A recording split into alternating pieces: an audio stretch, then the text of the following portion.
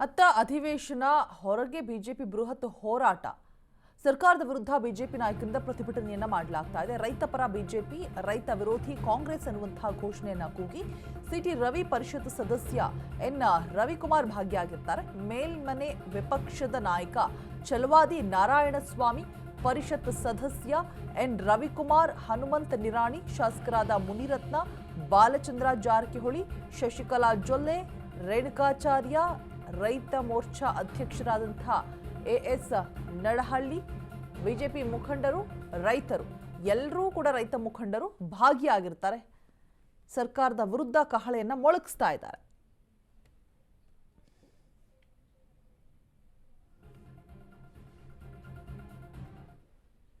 ವಿರೋಧಿ ಸರ್ಕಾರಕ್ಕೆ, ರೈತ ವಿರೋಧಿ ಸರ್ಕಾರಕ್ಕೆ, ರೈತ ವಿರೋಧಿ ಸರ್ಕಾರಕ್ಕೆ, ರೈತ ವಿರೋಧಿ ಸರ್ಕಾರ ಧಿಕ್ಕಾರ, ಧಿಕ್ಕಾರ, ಧಿಕ್ಕಾರ, ಧಿಕ್ಕಾರ. ಬೆಳಗಾವಿಯಲ್ಲಿ ನಡೀತಾ ಇದೆ. ಬೆಳಗಾವಿಯಲ್ಲಿ ಯಾಕೆ ಅಧಿವೇಶನ ಮಾಡ್ತಾ ಇದ್ದೀರಿ? ಹಿಂದೆ ಯಡಿಯೂರಪ್ಪನವರು, ಕುಮಾರಸ್ವಾಮಿ ಅವರು ಇದ್ದಾಗ ಬೆಳಗಾವಿಯ ಉತ್ತರ ಕರ್ನಾಟಕದ ಭಾಗದ ಧ್ವನಿಯಾಗಬೇಕು, ಉತ್ತರ ಕರ್ನಾಟಕಕ್ಕೆ ನ್ಯಾಯ ಸಿಗಬೇಕು ಅಂತೇಳಿ ಈ ಸುವರ್ಣಸೌಧವನ್ನ ಕಟ್ಟಿದ್ರು. ನಾವು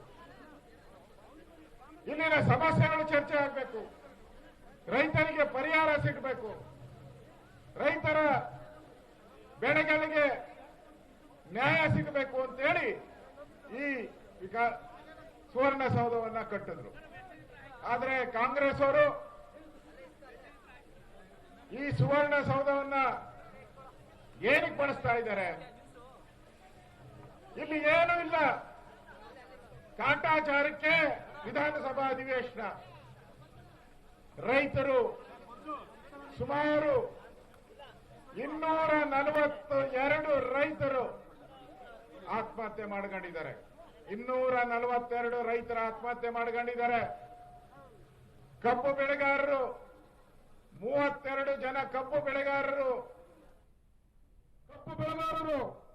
ಹೋರಾಟವನ್ನು ಇನ್ನೂ ಕೂಡ ತಾರ್ಕಿಕ ಅಂತ್ಯಕ್ಕೆ ಸಮಸ್ಯೆ ಪರಿಹಾರ ಕೊಡುವಂತ ಕೆಲಸ ಮಾಡಲಿಲ್ಲ. ಮೆಕ್ಕೆಜೋಳ ಬೆಳೆಯುವಂತ ರೈತರು ಏನ್ ಅನ್ಯಾಯ ಮಾಡಿದ್ರು, ಏನ್ ಕೇಳಿದ್ರು ನಿಮಗೆ ಮುಖ್ಯಮಂತ್ರಿಗಳ?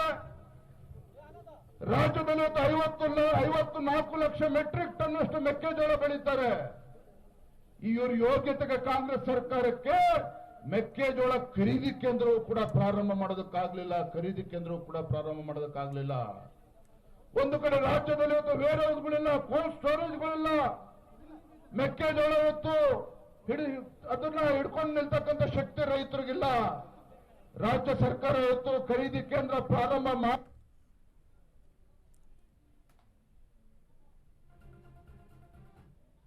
ಅಧಿಕಾರ ಕಾಂಗ್ರೆಸ್ ಸರ್ಕಾರಕ್ಕೆ, ರೈತ ವಿರೋಧಿ ಕಾಂಗ್ರೆಸ್ ಸರ್ಕಾರಕ್ಕೆ ಹೋರಾಟದ ಕಹಳೆ.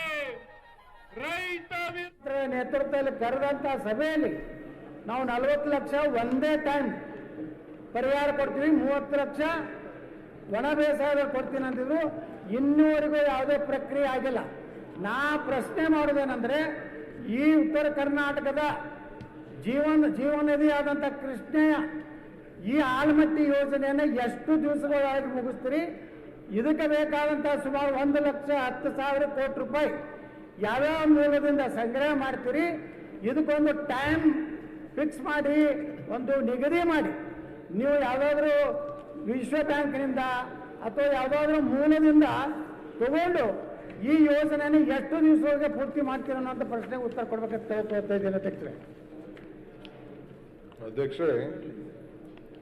ಹಿರಿಯ ಶಾಸಕರು